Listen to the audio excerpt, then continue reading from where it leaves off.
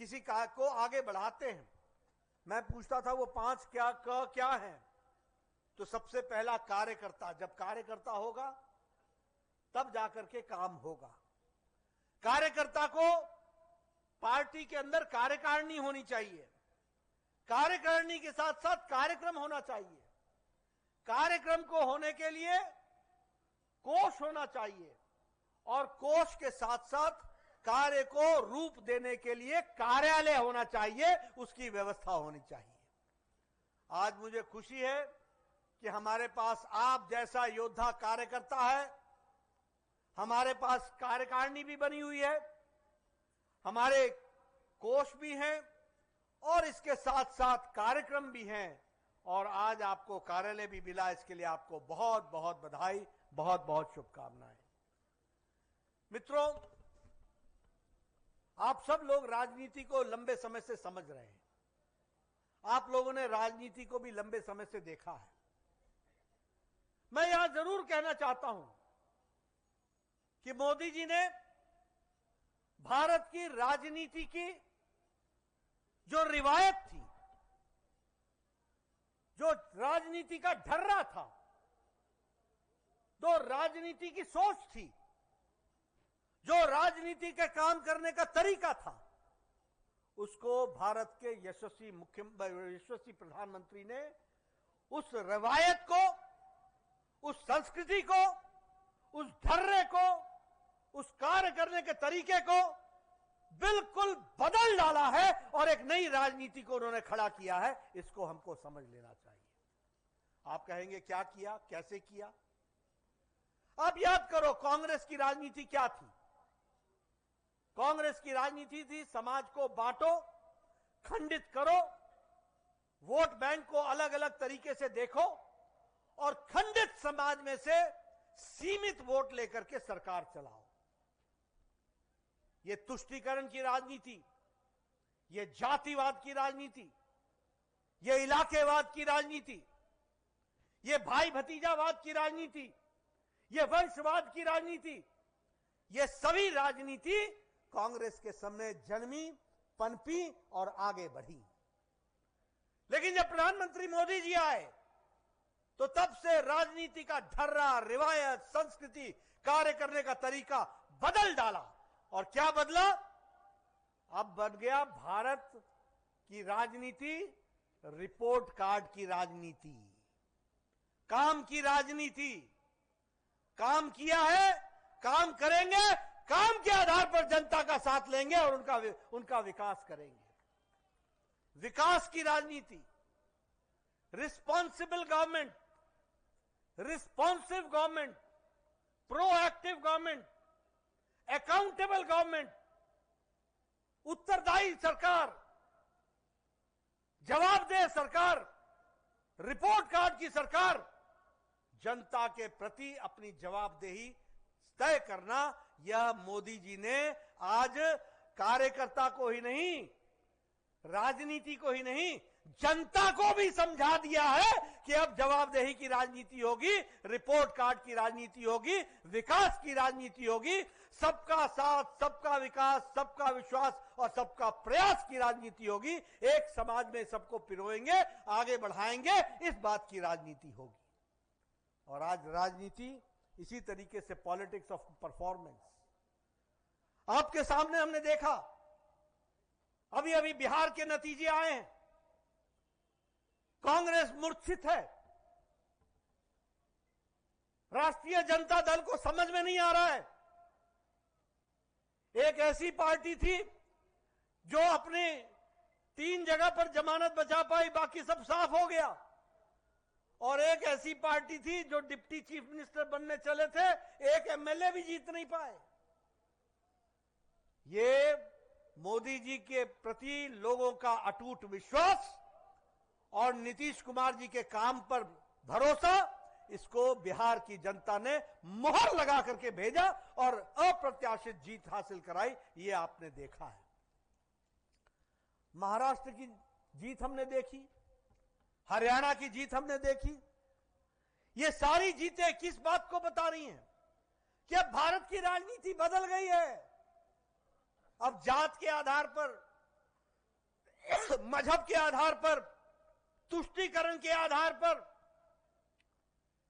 एक समाज को दूसरे समाज से लड़ाकर अब राजनीति नहीं होगी। अब राजनीति होगी तो मोदी जी के कहे अनुसार सेवा की राजनीति होगी और सेवा के माध्यम से जनता की सेवा की जाएगी। इस काम को हम आगे बढ़ाएंगे। मित्रों, आप सब लोग बड़े खुशनसीब हैं कि आप सब लोगों को और हम सब लोगों को भारतीय जनता पार्टी के साथ जुड़ने का मौका मिला है। बाकी सारी पार्टियों का आप देख लीजिए, आज उनका बिखरना तय है, उनका नीचे जाना तय है। आप कारण मुझसे पूछेंगे तो मैं बताऊंगा। कारण यह है कि भारतीय जनता पार्टी अकेली पार्टी है जो विचारनिष्ठ पार्टी है, वैचारिक पार्टी है, अकेली पार्टी। कोई पार्टी विचारनिष्ठ नहीं है। कांग्रेस पार्टी का आजादी के बाद विचारों में जो डाइल्यूशन आया, जो उनमें गिरावट आई, वो न सेंटर के रहे, न लेफ्ट के रहे, न राइट के रहे, किसी के नहीं रहे। बाकी सारी पार्टियां वंशवाद पार्टियां हो गई और वंशवाद में भी परिवार में झगड़े हो गए, कोई टिक नहीं पाएगा। लेकिन अकेली भारतीय जनता पार्टी है जो आइडियोलॉजिकल पार्टी है, विचारनिष्ठ पार्टी है। 1952 में मेरा जन्म नहीं हुआ था, लेकिन इस देश में इस विचार के साथ जुड़े हुए लोग थे जिन्होंने कहा था कि एक देश में दो निशान, दो विधान, दो प्रधान नहीं होंगे। और वो और कोई नहीं था, भारत का महान सपूत डॉक्टर श्यामा प्रसाद मुखर्जी थे, जो जनसंघ के पहले अध्यक्ष बने। वो पहले अध्यक्ष बने थे, संस्थापक अध्यक्ष थे। 1952 से लेकर के 2020 तक, 2019 तक लगभग 4 से 5 पीढ़ियां खप गई। एक बार नहीं, अनेकों बार जम्मू कश्मीर गए हम। कभी एकता यात्रा, कभी कोई और यात्रा। एक बार नहीं, अनेकों बार हमने लाल चौक पर तिरंगा झंडा फहराया। एक बार नहीं, अनेकों बार। 5 पीढ़ियां खप गई, 5 पीढ़ियां। लेकिन हमने विचार नहीं छोड़ा। मैंने कहा, मेरा तो जन्म भी नहीं हुआ था उस समय, लेकिन विचार नहीं छोड़ा और हम लक्ष्य के साथ लगे रहे।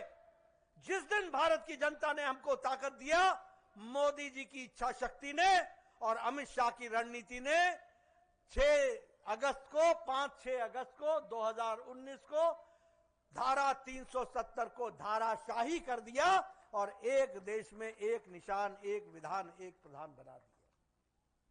क्यों? क्योंकि हम विचारनिष्ठ पार्टी थे, हम विचारों से जुड़े थे। पीढ़ी दर पीढ़ी ने ये विचार लेकर के आगे बढ़ा। हमने इसी तरीके से, मैं आपको याद दिलाना चाहूंगा कि 11 जून 1989 को, 11 जून, आज उस कार्यकारिणी में, राष्ट्रीय कार्यकारिणी में जो लोग थे, उनमें से आज एक भी इस संसार में आडवाणी जी को छोड़ करके नहीं है। जिन लोगों ने उस समय उस संकल्प को लिया था, क्या था 1989 में 11 जून को? पालमपुर में कहा था कि हम राम मंदिर का रास्ता प्रशस्त करेंगे। 1989 में कहा। 3 पीढ़ियां निकल गई। कांग्रेस हमारा मजाक बनाने लगे, रामलला हम आएंगे पर तिथि नहीं बताएंगे।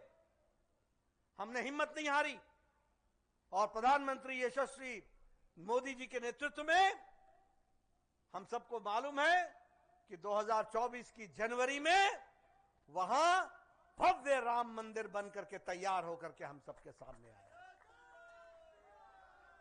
और अभी से 1 हफ्ता पहले वह ध्वज भी वहां लहराया गया, वह भी हम सब लोगों ने देखा है।